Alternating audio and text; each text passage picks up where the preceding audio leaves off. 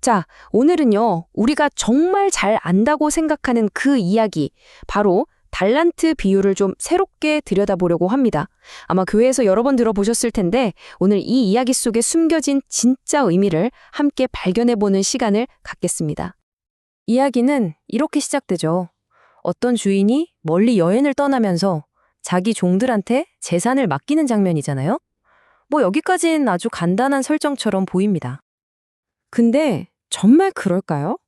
혹시 우리가 이 비유에 진짜 중요한 걸 놓치고 있었던 건 아닐까요?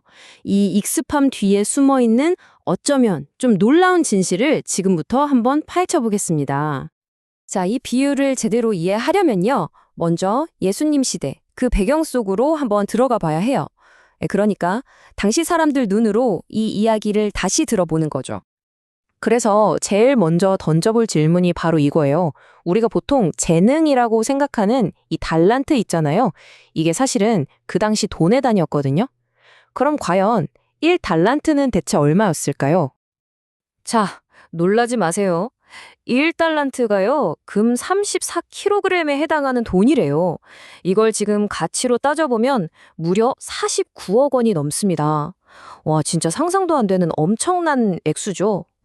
바로 여기서부터 이 이야기의 핵심이 보이기 시작하는 거예요. 주인은 종들한테 이거 가지고 일해서 돈 벌어와 하고 품삯을 준 게 아니라는 거죠. 이건 무슨 테스트가 아니라 엄청난 신뢰를 바탕으로 한 정말 경이로운 선물이었습니다. 근데 더 놀라운 게 뭔지 아세요? 이 어마어마한 돈을 받은 종들의 신분이에요. 이 사람들은 당시 사회에서 가장 낮은 계층, 그러니까 농노나 노예였습니다. 평생 만져볼 수도 없는 그런 큰 돈을 다뤄본 경험이 당연히 전혀 없는 사람들이었죠. 자, 이 부분이 정말 중요합니다. 1달란트 받은 종이 돈을 땅에 묻었잖아요.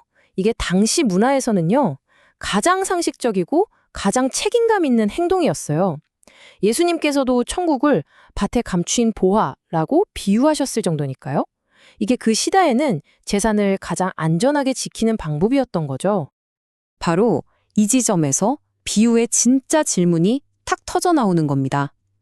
아니, 가장 안전하고 합리적인 방법을 썼는데 왜 이 종은 악하고 게으르다는 그런 심한 말을 들으면서 쫓겨나야 했을까요? 바로 여기에 우리가 놓치고 있던 비밀이 숨어 있습니다. 자, 이제부터는 관점을 좀 바꿔서요. 종들의 행동이 아니라 주인의 진짜 마음, 그 동기가 뭐였는지 한번 들여다보겠습니다.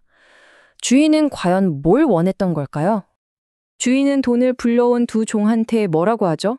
내 주인의 즐거움에 참여해라. 이렇게 말합니다. 재산을 더 주겠다는 약속보다 이 초대가 훨씬 중요해요. 주인의 즐거움, 이 단어를 꼭 기억해 주세요. 맞습니다. 주인은 처음부터 돈을 불리는 것 자체에는 관심이 없었어요.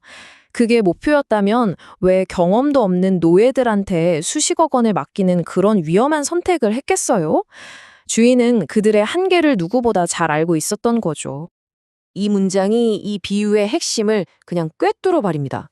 주인에게 중요했던 건 결과가 아니었어요.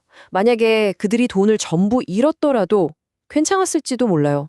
정말 중요했던 건 그들의 마음이, 그 시선이 누구를 향해 있었냐? 바로 그겁니다. 이 화면이 모든 걸 아주 명확하게 보여주죠. 두 그룹의 결정적인 차이. 이건 뭐 사업 수완 같은 게 아니었어요. 바로 마음의 방향 그 자체였죠. 착한 종들은 모든 행동의 중심에 주인이 있었고 마지막 종은 오직 나 자신의 안전, 그것만 생각했던 겁니다. 결국 주인은 뭐 성공적인 투자 보고서 같은 걸 원한 게 아니에요. 그냥 자신을 믿고 자기 즐거움에 함께하기를 바랐을 뿐입니다. 관계, 그리고 참여, 이게 바로 주인의 진짜 속마음이었던 거죠. 자, 그럼 이제 이 비유라는 거울을 우리 자신에게 한번 비춰볼 시간입니다. 오늘을 사는 우리는 이 이야기 속에서 과연 어떤 모습일까요? 주인이 그 종을 악하고 게으르다고 책망한 진짜 이유. 그건요, 그가 주인의 마음을 알려는 노력조차 안 했기 때문이에요. 그는 그냥 세상의 나쁜 주인들처럼 자기 주인도 그럴 거라고 멋대로 단정해버린 거죠. 주인과 완전히 단절된 삶을 산 겁니다. 우리도 사실 똑같은 실수를 할 때가 많아요. 바로 우리의 경험, 우리의 두려움이라는 아주 작은 어항 속에 하나님을 가둬버리는 거죠. 내가 생각하는 하나님이 전부인 것처럼 그분을 제멋대로 한정시켜버리는 겁니다. 그래서 우리 스스로에게 물어봐야 해요.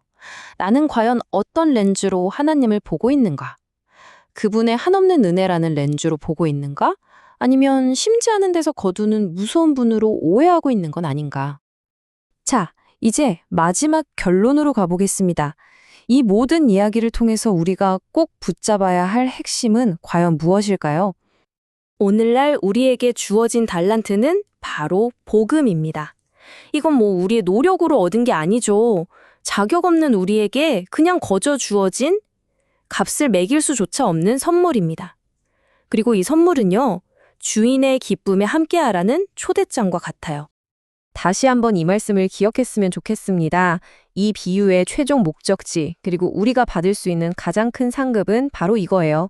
하나님의 기쁨에 함께 참여하는 것, 이보다 더 큰 영광은 없겠죠. 그래서 마지막으로 이 질문을 던집니다. 지금 여러분의 시선은 어디를 향하고 있습니까? 나 자신의 안전? 나의 안위에만 고정되어 있나요? 아니면 모든 것을 맡기신 그 주인의 기쁨을 향하고 있나요? 이 질문에 대한 여러분의 대답이 여러분의 모든 것을 결정하게 될 겁니다.